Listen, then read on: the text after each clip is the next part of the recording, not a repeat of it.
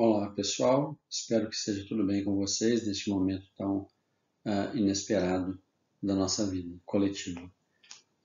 Estamos aqui utilizando dos recursos tecnológicos e das ferramentas para dar continuidade aos nossos estudos. Hoje nós vamos falar sobre persona, um conceito dentro da teoria analítica bastante utilizado e de certa forma muito prático para as nossas questões cotidianas. Jung, de certa maneira, entende persona como um fator constitutivo da nossa personalidade. E ele vai se utilizar desse conceito de persona principalmente para ligar a ideia de algo que faça ou que permita uma certa proteção para o nosso ego. Né? O ego no sentido, no termo ligado ao centro da consciência. Ego como elemento estruturante da nossa consciência. De qualquer forma, então, para que possa estabelecer contatos, né, com o mundo, com o ambiente exterior, ou mesmo para se adaptar às exigências desse mundo onde nós possamos viver, existe então uma necessidade de se assumir uma aparência que geralmente não corresponda ao modo de ser autêntico, ao modo de ser mais profundo de todo ser humano. A persona é um nome inspirado no termo romano que designa, né, que denomina a máscara que um ator possa usar nas suas apresentações. Então Jung vai dizer que essa persona é o rosto que nós usamos para o encontro com esse mundo social, com esse mundo que nos cerca. De qualquer forma, a persona é um elemento, é um recurso que faz com que o ser humano se apresente muito mais como os outros esperam que ele seja do que como realmente ele é. Né? É uma aparência artificial. Essa aparência que ele vai denominar como persona é uma designação bastante adequada, pois os antigos empregavam esse nome para denominar exatamente essa máscara utilizada por um ator para uma determinada representação, para alguma peça, algum ensaio que ele possa se mostrar de acordo com aquele roteiro. Jung vai considerar então que a personalidade humana não é simplesmente aquilo que possa nos apresentar de forma direta e rasa. Né? Personalidade humana é algo muito complexo. Ele vai dizer, inclusive, no volume 17 da obra dele, né, sobre o desenvolvimento da personalidade, que a personalidade é algo que se começa a formar a partir da adolescência, né, com o início da adolescência, a personalidade já vai ter, o sujeito vai ter, na verdade, traços estruturantes que permitam, então, o seu desenvolvimento, nesse sentido de um desenvolvimento de personalidade. E que em certas circunstâncias essa personalidade pode se dividir, pode se fragmentar. De qualquer forma, dividir e fragmentar não no sentido de se perder, mas no sentido de um desenvolvimento múltiplo. Então aqui nós teríamos um momento pelo qual o indivíduo passa então a ter condições para criar subpersonalidades dentro desse grande conjunto de traços que formam a psique humana considerada normal. Então, para cada subpersonalidade, nós teríamos então subpersonas, se a gente pudesse dizer dessa forma, ou vários tipos de personas diferentes, cada uma adequada, cada uma ligada a uma própria situação, a uma situação específica. E vai ser nesse sentido que Jung vai dizer com muita propriedade que as personas, e nós vamos usar o plural, as personas, elas se ligam às várias situações vividas, aos vários ambientes sociais a que nós estamos circunscritos.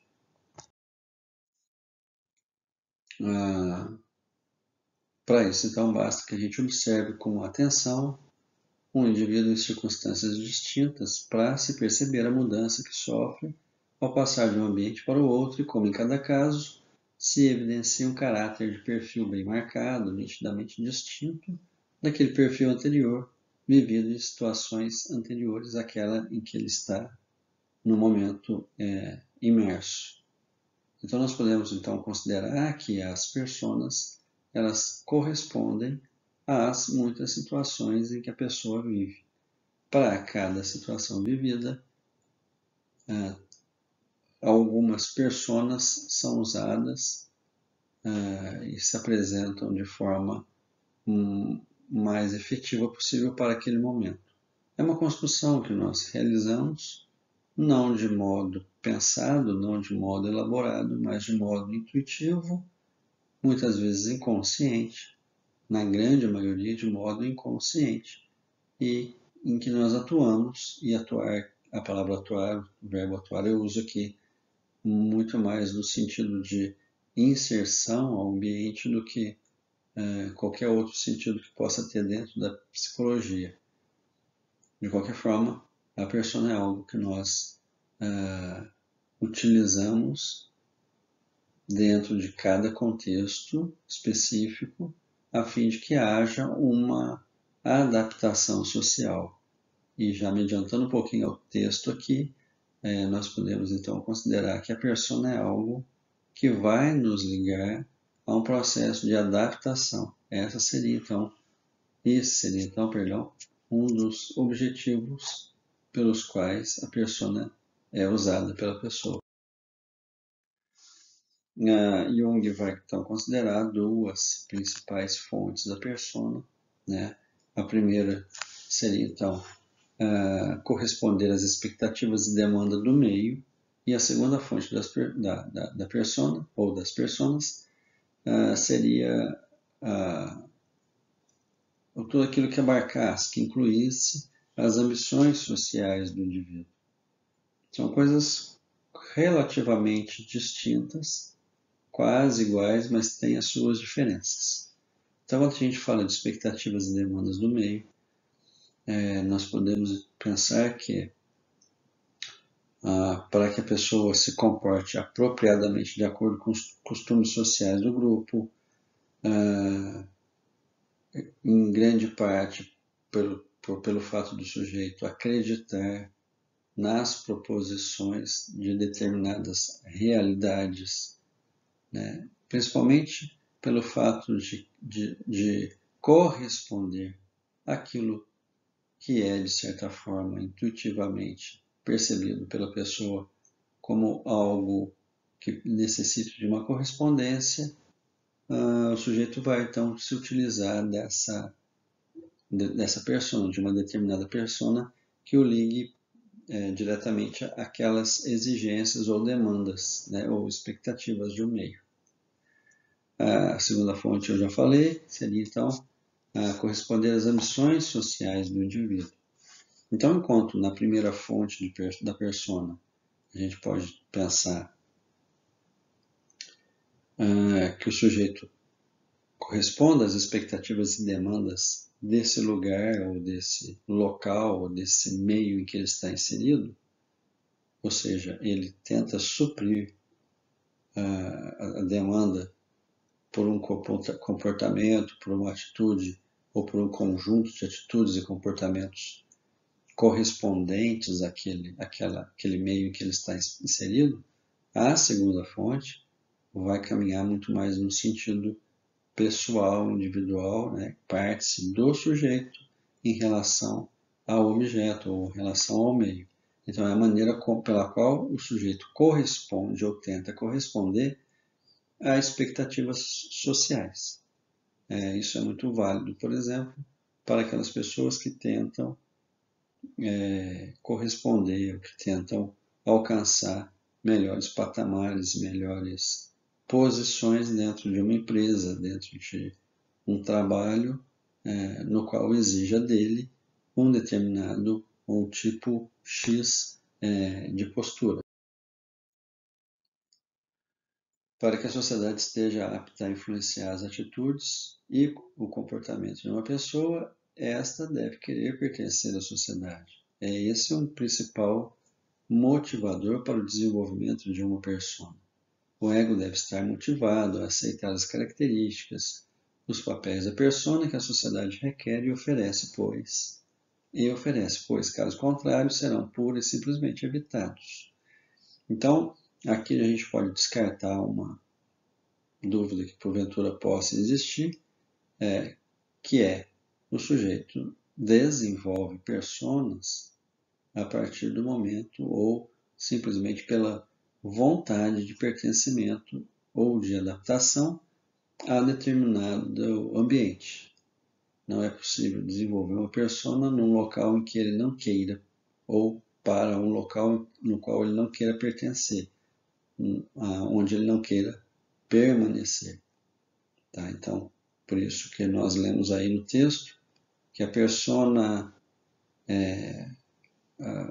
requer, né, exige do sujeito uma certa aceitação, porque simplesmente esse local ou essa situação pode ser de uma maneira bem ampla. Quanto mais prestigioso o papel, mais forte a tendência para se identificar-se com este local. Né? Então, as pessoas, de modo geral, não se identificam com papéis desempenhados por serviços básicos ou serviços essenciais, nesse sentido, de uma manutenção do status quo. São papéis de classe média ou papéis de gerência ou papéis ou figuras, né, de destaque dentro de uma empresa, dentro de uma corporação ou dentro da sociedade que chamam mais atenção e que exigem aos poucos aí maior interesse das pessoas. Então, quanto mais prestigioso, com bastante aspas, né, mais prestigioso são, né, os papéis sociais, maior interesse existe, na verdade, para o desenvolvimento de determinadas personas. Existe já um estudo bastante conhecido, bastante comentado, de um pesquisador da Unicamp que fez exatamente uma pesquisa relacionada a essas diferenças sociais e a visibilidade social. Então, ele que é um professor de um núcleo de estudos lá dentro de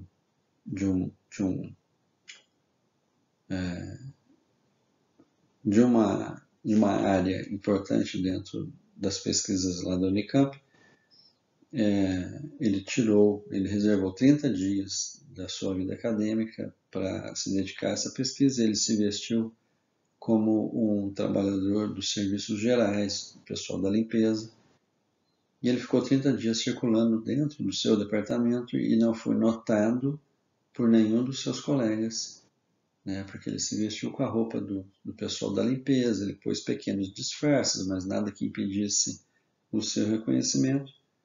Mas o papel que ele ali naquele momento representou, que era o da limpeza, que era dos serviços gerais, simplesmente não foi notado por ninguém. Essa invisibilidade social também dá margens para várias pesquisas de cunho da área da sociologia, e isso é bastante interessante notar como o ser humano volta a sua atenção sempre, né, sempre mais para essas posições de destaque. Ao longo da nossa vida, da nossa jornada, ocorrem várias transformações da persona, né? E existe então uma estrutura central, que é o núcleo arquetípico do ego, que não vai mudar com o tempo. Mas nós estamos falando aqui de ego, nós não estamos falando de persona. A persona, na verdade, ela é modificada, ela pode, e muitas vezes ela até deve ser transformada no decorrer da sua vida. É claro que isso vai depender da maneira como o ego percebe as mudanças ocorridas no ambiente e da capacidade que o próprio ego possa ter para interagir com este último. Muitas pessoas perguntam se uma pessoa pode mudar a sua persona, e eu acho que chama atenção para a gente destacar aqui que na verdade, dentro de um conjunto de personas, nós temos um conjunto de personas e não apenas uma, a percepção do meio vai fazer com que essas personas vão se transformando. E o que eu quero dizer é que ao longo da nossa vida, dentro desse grande grupo aí de conhecimento que nós adquirimos, as pessoas vão se transformando. Considero que dentro de um processo de envelhecimento, a tendência natural que o ser humano segue é diminuir as personas, porque existe uma transformação importante no ego, que é o centro da consciência, e a maneira como esse ego percebe o ambiente circunscrito, o ambiente em que a pessoa está inserida, faz com que essas transformações operadas no ego, por meio da sua experiência, por meio do conhecimento em que ele possa ter do ambiente social que ele está inserido, essas mudanças no ego proporcionam mudanças nas personas. Se nós considerarmos que as personas têm por objeto, um dos objetos principais, a adaptação ao meio e também o crescimento pessoal, dependendo da idade, da fase em que a pessoa está, ela nem tem tantas ambições sociais mais, e se for um indivíduo já que está abandonando, deixando o mercado de trabalho, ele também não vai ter tantas preocupações em se reportar ou se comportar de acordo com determinadas expectativas. Na medida em que as pessoas vão abandonando esta obrigatoriedade ou essa sensação de que é necessário essa adaptação, que essa adaptação tenha tanta força ou que ela tenha tanta importância para a vida da pessoa, na medida em que há um envelhecimento, ocorre o natural abandono de várias pessoas, e o que a gente percebe são indivíduos idosos sem muitas preocupações na maneira como possa se apresentar para a sociedade. Então, aqui a gente pode notar uma importante transformação que é operada a partir do núcleo da persona, que seria o ego, mas também transparecendo na maneira como são construídos esses recursos chamados de persona. Jung vai sempre lembrar para a gente que existe uma grande transformação por volta dos 40 anos, que é o abandono da primeira etapa da vida, quando se passa para a segunda etapa da vida. Jung lembra sempre que, considerando-se em média que o indivíduo possa viver 80 anos, uma média de 80 anos,